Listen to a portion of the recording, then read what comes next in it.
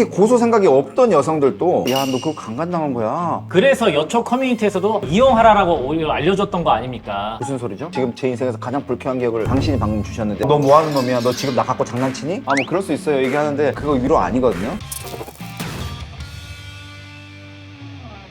지난번에 그 여초 커뮤니티 영상을 보시고 연락이 엄청나게 많이 오셨어요. 어떻게 하면 내가 피해자의 신분에서 벗어날 수 있을 것인지를 오늘 한번 알아보는 시간을 가져보려고 하는데, 고소가 이렇게 발생하는 분위기 자체도 좀 문제인 것 같고요. 성범죄 자체가 너무 쉽게 성립이 되다 보니까 특히 고소 생각이 없던 여성들도 남들은 그냥 그 합의금 매덕 받았다고 하니까 또 멀쩡한 사람들도 주변 환경 때문에 좀 이상해지는 것 같아요. 나는 사실 이 사람 그냥 만나고 왔어요. 이 사람은 어느 순간부터 잠자리도 가졌는데 연락이 끊겼어. 그랬나 보다 넘어가는데 친구들이랑 얘기를 하다 보니까 야 너 그거 강간당한 거야. 그런가? 이 나쁜 놈이 날 강간했나? 부셔버릴까? 그래서 여러분 오늘은 저희가 애당초부터 이런 피해를 당하지 않을 수 있는 꿀팁들을 오늘 영상을 통해서 핵심적으로 정리를 해드려 보겠습니다. 첫 번째, 술을 많이 마신 여자, 만취한 여성을 절대로 건드리시면 안 됩니다. 시한폭탄에 그냥 불을 붙이는 거예요. 일단 자기도 술을 마신 상태면 무조건 경계를 해야 돼요. 뭐지? 내가 겁나 매력 있나? 자기도 착각하게 되잖아요. 대부분 이제 남자들이 오해를 하는 게 술을 많이 마시다 보면 자연스러운 스킨십들이 좀 있어질 수가 있잖아요. 근데 그게 이 사람이 나한테 호감이 있구나, 뭐 마음이 있어서 이렇게 하는 거구나 라고 착각을 하는 경우도 있단 말이에요. 더 깊은 스킨십까지 가야 되겠다, 뭐 이런 마음을 먹게 돼서 이제 사단이 나는 거죠. 그리고 술을 많이 마시면 정확한 의사를 파악하는 게 사실 쉽지 않잖아요. 그렇죠. 저희도 술 많이 마시면 서로 뭔 말을 하고 있는지도 모르겠어요. 그래서 여초 커뮤니티에서도 내가 술에 너무 만취해서 이런 것들을 분간할 수가 없었어 라는 걸 이용하라라고 오히려 알려줬던 거 아닙니까? 좋아서 둘이 허리가 비슷했는데도 그것도 위험해. 근데 이게 문제는 그 여자는 본인의 의지와 관계없이 나는 그 사람을 원하지 않았는데 그 사람이 나를 술을 먹여서 내가 술에 취한 상태를 이용해서 그렇게 했다고 그렇게 진술을 하기 때문에 그게 무서운 거죠. 사실 내가 만취해서 키스를 했던 게 문제가 아니라요, 만취하도록 이 사람이 유도를 해서 내가 원치 않은 키스를 이 사람이 유도해냈다, 그런 식으로 약간 진술을 하는 거예요. 사람이 진짜 마음을 어떻게 알아요? 이 사람이 나를 정말 미친 듯이 원해서 키스를 하는지 아니면 그냥 나를 싫어하는데 억지로 키스하는지 그걸 어떻게 알아요? 근데 문제는 전혀 알 방법이 없는데 그냥 여자가 취해 있으면 야 이거는 너가 알았어야 된다, 이 정도면 너는 고의가 있는 거야, 넌 나쁜 놈이야, 이걸 이용한 거야, 그런 식으로 몰고 가는 게 나쁘다, 잘못된 거죠. 맞아요. 그래서 그 여초 커뮤니티에 나온 것처럼 나중에 내가 술에 취해서 이거 기억이 안 나지만 나는 그걸 원한 적 없어, 그렇게 해야 돼, 그렇게 진술하라고 막 전과자로 만드는 거 아닙니까? 이게 잘못됐다라는 거예요. 문제는 이게 논리 대 논리로 충돌을 하면 이길 수 있어요. 수사관님 방금 얘기한 건 말이 안 되는데요 얘기를 하면 되는데 미치고 팔짱티를 노듯이 그냥 저는 취했어요, 저는 진짜 너무 힘들어 얘기를 하면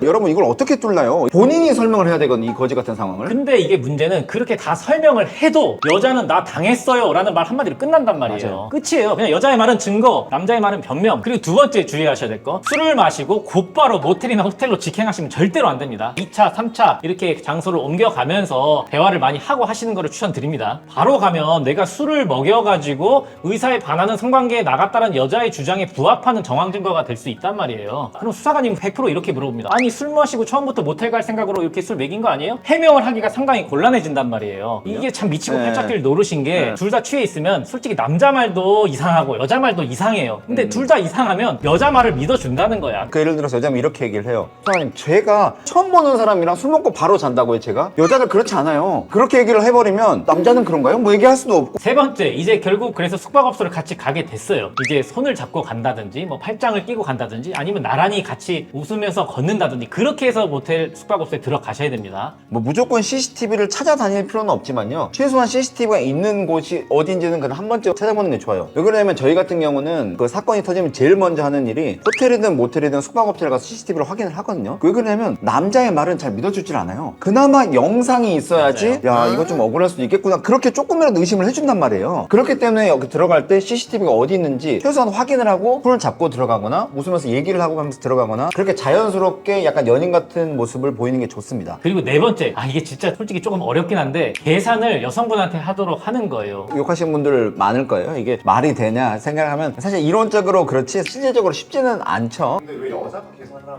괜찮아요?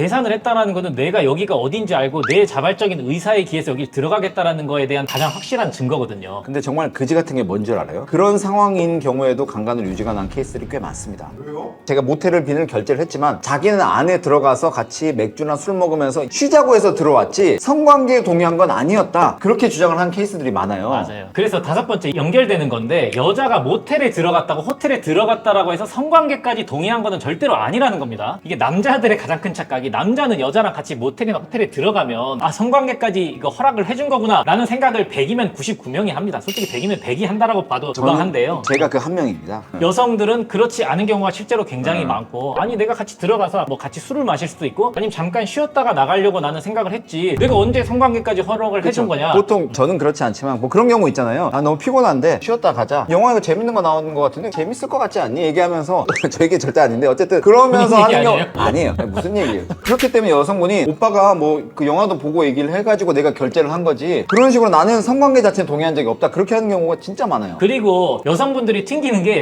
게 아니라 진짜 거절의 의사표시인 거를 남자들이 캐치를 못하는 경우들이 진짜 많아요. 그 정도로 아 나 너랑 싫어 이렇게까지 명시적인 의사표시를 안 하더라도 거절의 의사표시를 완곡하게 하는 거를 남자들이 캐치를 못하는 그쵸? 경우가 많아요. 얘가 지금 약간 싫은 척 튕기네. 더 매력적으로 보이려고 이 매력적인 사람이 그렇게 하는 경우가 있으니까. 그래서 6번째 동의했다라는 증거를 남기려면 어플을 요새 사용하는 경우도 있고요. 그 다음에 녹음을 하거나 아니면 뭐 각서를 쓴다라든지 이런 것들을 하시는 거를 추천을 드립니다. 그러니까 이게 사실 정말 쉽지 않고 말이 안 되는 케이스예요. 나는 너랑 동의하에 이걸 한 거야 라고 하는 게 사실 불가능한 거긴 해서 몇 초 만에 100도 200도로 올라가잖아요. 근데 갑자기 이렇게 이런 상황에서 잠깐만 너 각서 썼어? 왜 안 써? 각서 쓰고 시작해야지 바보야 이렇게 하는 게 사실 쉽지는 않잖아요. 예. 그래서 7번째 만약에 이렇게 동의나 각서를 못 쓰고 이제 관계를 가졌다 그러면 하고 나서 바로 카톡이나 뭐 문자 메시지를 주고 받으면서 좋았다 뭐 이런 흔적을 남기는 게 좋습니다. 아 이거는 정말 중요합니다. 이건 반드시 남겨야 돼요. 이게 정말 제일 중요하거든요. 이거는 사람들이 강조하는 경우가 제일 많은 것 같아요. 예를 들어서 시간이 지나가면 지금은 같이 그 같은 공간이 있으니까 뭐 샤워 끝나고 이제 얘기를 할 수가 있는데 나중에 또 헤어지면 그 여자분이 나중에 또 어떻게 주변 사람들이 붙을지 몰라요. 그때 막 너 좋았어 얘기하면 무슨 소리죠? 지금 제 인생에서 가장 불쾌한 기억을 당신이 방금 주셨는데 약간 그렇게 돼버릴 수가 있으니까 이거를 최대한 같이 있을 때 내가 통제 가능했을 때 그런 나름대로 골든 타임이거든요. 그리고 이게 실제로 재판에 가보면 그 직후에 있었던 주고받았던 문자가 가장 신빙성이 높은 문자로 증거로 쓰인단 말이에요. 그래서 합의하에 의한 성관계의 증거로 원용이 되는 경우들이 많이 있으니까 직후에 하여튼 뭐든 남겨놓으세요. 뭐 부끄럽다고 그거 못 남기면 전과자 되는 겁니다. 그리고 8번째 여러분 카카오톡 주고받은 거 가끔 화가 난다고 막 삭제해버리고 카톡창 나가기 이렇게 홧김에 해버리는데 절대 그렇게 하시면 안 절대 되고 안 돼. 엑셀 파일로 내보내기 기능이 있거든요. 그걸로 무조건 저장해 놓으시고 나가셔야더라도 나가셔야 됩니다. 그 카톡 내용이 여러분을 살려주는 동아줄이에요. 거의 유일한 동아줄이에요. 실제로 나중에 포렌식을 해요.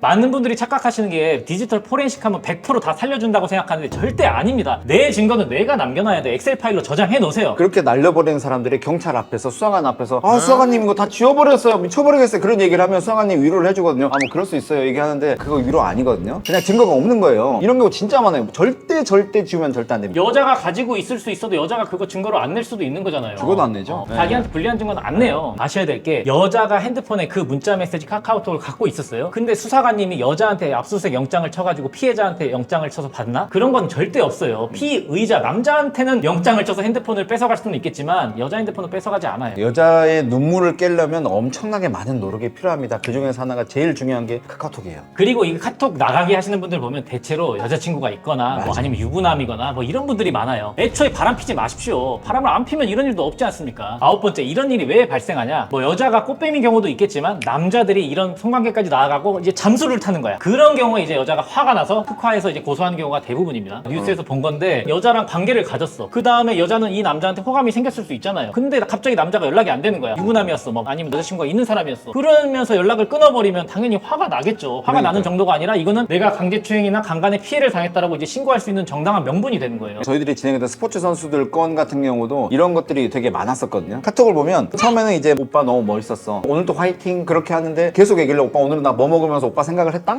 계속 올라오는데 점점 오빠 뭐해? 야 이 새끼야 너 뭐하는 놈이야? 너 지금 나 갖고 장난치니? 그냥 동일한 사람인데 잠수를 타게 되면 그 여성분의 감정선이 다 보이거든요. 여러분 시간이 엄청 오래 걸릴 것 같죠? 아닙니다. 한 2, 3일만 잠수 타도 완전히 다른 사람이 돼버려요. 바로 연락 끊어버리면 바로 고소장 들어오는 걸 내가 부추기는 꼴이다라는 걸 잊으시면 절대로 안 됩니다. 저희들 말은 이거를 여성분을 강간을 할 때 이용하는 부분이 아니라 합의하에 성관계를 한 거잖아요. 이건 범죄가 아니잖아요. 그냥 정말 좋아서 한 건데 그 뒤로 남자 마음이 변심했다고 남자 한쪽이 먼저 식었다고 범죄가 되는 건 아니잖아요. 근데 문제는 이게 범죄처럼 활용을 하니까 그게 저희가 걱정이 돼서 드리는 말씀입니다. 맞아요. 마지막으로 여자한테 카톡이 왔을 때 절대로 사과를 하시면 안 됩니다. 대부분의 여성분들이 성범죄로 고소를 하기 전에 변호사의 코치를 받고 이제 고소를 진행을 하거든요. 그 여초 커뮤니티 거기 나와 있던 글도 마찬가지고 변호사가 이렇게 진술을 외워서 하라고까지 조언하시는 그런 뭐 변호사도 있다고 하는데 어쨌든 그런 변호인의 조력을 받고 진행되는 거기 때문에 절대 사과하시면 안 된다는 걸 꼭 말씀드립니다. 사과하는 것 자체가 내가 강제로 했다는 걸 인정하는 게 되기 때문에 절대 인정하시면 안 됩니다. 진짜 사과는 그냥 나는 강간했다는 거예요.